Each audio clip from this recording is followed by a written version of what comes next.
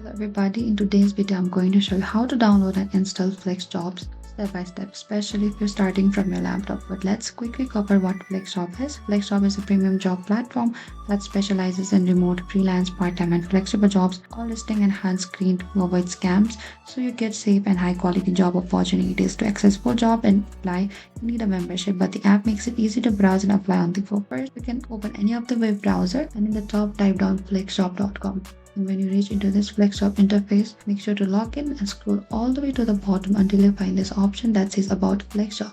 And over here about Flexjob, you need to select this Flexjob app. Right here, when you get into this interface again, scroll all the way to the bottom and you'll get this opportunity to either download on the App Store or the Google Play Store. Select which one you prefer. And once you reach into this interface to download, you'll find this option over here that says Get, and you need to select on the Get option. And simply select the Get and wait a few minutes for the app to download and install. And once installed, the button will change to the Open. And that is it. Now you've installed the Flexjob app and can browse hundreds of hand screen, remote and flexible jobs from anywhere. Thank you for watching this video. I hope I could help you. If you have any trouble or confusion on downloading or installing Flexjob, please comment down below and we will reach out to you very soon.